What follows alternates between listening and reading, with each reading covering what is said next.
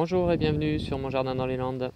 Alors aujourd'hui j'ai ce petit emplacement ici, là, qui est un petit peu en friche et je voudrais y apporter quelques fleurs pour l'été. Donc je vais y semer des belles de nuit qu'on appelle encore mirabilis. Et pour semer les belles de nuit, il y a deux solutions. Soit on les sème en pleine terre comme ici, et donc il va falloir par contre nettoyer le sol, désherber un petit peu, préparer un lit de semences. Ou alors on peut les semer aussi en godet pour pouvoir les mettre en place par la suite. Voilà, ça dépend à quel moment on le fait. Si on le fait tôt dans la saison, il vaut mieux le faire en godet sous abri, dans une serre par exemple, de façon à ce que l'on fasse pousser les plants en amont et qu'on les plante en pleine terre plus tard, une fois que les seinnes de glace sont passées, c'est-à-dire après le 15 mai dans la région. Ou alors on les sème voilà, en pleine terre directement. Et notamment là, on est le 20 avril. Et le 20 avril, c'est un bon moment. Le sol va être réchauffé. Donc j'ai juste un petit peu à nettoyer, gratter, préparer mon lit de semences. Et vous allez voir comment on va faire. Alors, mon lit de semences est réalisé. Voilà, j'ai affiné, j'ai fait ce que l'on appelle un amendement. J'ai amendé le sol, j'ai apporté donc du terreau. Parce qu'on avait affaire à du sable, quasi essentiellement. Et donc j'ai apporté un mélange de terreau et qui va améliorer la composition du sol. J'ai passé le râteau pour affiner la surface du sol. On a donc un lit de semences relativement fin sur lequel je vais pouvoir semer. Et le semis que je vais réaliser, c'est ce que l'on appelle un semis à la volée. Ça se fait comme ça sur un sol préparé. Et là, ce sont des grosses graines. Et voilà à quoi ressemblent des graines de belle de nuit. Vous voyez, c'est de la grosse graine. Donc on peut semer ça à la volée, en pleine terre. Et à la volée, eh bien, c'est comme ça. Vous voyez, je prends mes graines et je vais les déposer un petit peu partout. J'essaye de ne pas les mettre de façon trop dense pour pas qu'il y ait trop de plants au mètre carré.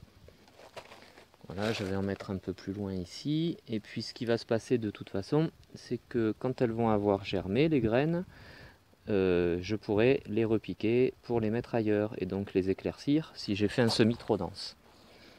Voilà, et donc maintenant mes graines sont mises. Je vais recouvrir maintenant avec un petit peu de terreau pour bien les plaquer au sol. Et au final, j'aurai plus qu'à arroser. Voilà, donc je recouvre de terreau, tamisé, simplement une fine couche pour bien recouvrir les graines. Et la raison pour laquelle je mets du terreau dessus, c'est pour bien recouvrir la graine, qu'elle soit bien enrobée de terre de partout, de toutes parts, et que l'humidité la fasse bien germer. Et puis maintenant, ce que je fais, je termine avec le dos du râteau. Je fais un tassement, comme ça. Voilà, je vais tasser en tous sens, vous voyez, de façon à avoir une surface de sol bien tassée et qui soit bien plaquée sur la graine une fois de plus. Voilà, la surface de mon sol est tassée, j'ai plus qu'à arroser maintenant pour bien humidifier tout ça et finir donc par ce que l'on appelle aussi un tassement hydrique, c'est-à-dire qu'on va bien tout plaquer au sol. Et pour l'arrosage, on va utiliser l'arrosoir. J'ai mis la pomme d'arrosoir à l'envers pour pouvoir faire une pluie un peu plus fine pour éviter de déplacer les graines. Et une technique aussi pour éviter de faire des amas d'eau quand on arrose, c'est de prendre l'arrosoir, de commencer à verser sur le côté et on passe légèrement comme ça sur le semis. Et comme ça on évite de faire des trop gros paquets. Ça déplace moins les graines, surtout les petites graines. Voilà, notre terre est bien imprégnée, on n'a plus qu'à attendre que ça lève. Et alors pour ce qui est du semis de nos belles de nuit en godet, voilà, dans un godet, il nous faut du terreau. Ici c'est un terreau potager, il est un petit peu sec, là je vais l'humidifier bien comme il faut. Et puis donc je remplis mon godet, il n'y a rien de plus facile, et je vais semer 2 graines par godet. Je vais faire quelques godets comme ça.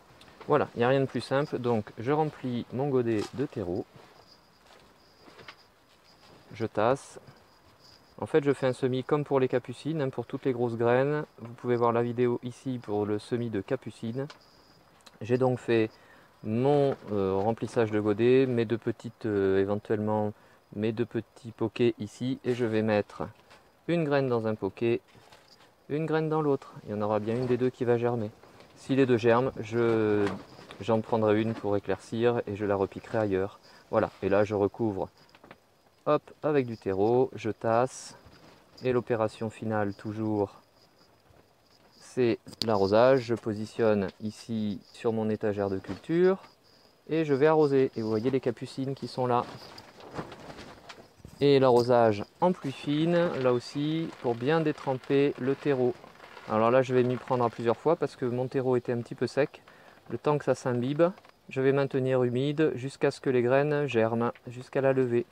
Au niveau de l'emplacement de culture, dans un premier temps, c'est voilà, sous la serre, où il fait 10 degrés la nuit à peu près. Et là, il fait chaud aujourd'hui, mais on a entre 20 et 25 degrés le jour. Voilà, et je vais attendre une dizaine de jours, 10 à 15 jours pour la lever. Et nous voilà 15 jours après, les petites belles de nuit commencent à germer. Voilà, les graines commencent à germer un petit peu partout. Voilà, ici et là. Après, il va y avoir du désherbage à faire, bien entendu. Mais on va laisser pousser tout ça. Je vous remercie d'avoir écouté et regardé. Si cette vidéo vous a plu, vous pouvez liker en mettant un petit pouce comme ça. Et puis partager cette vidéo.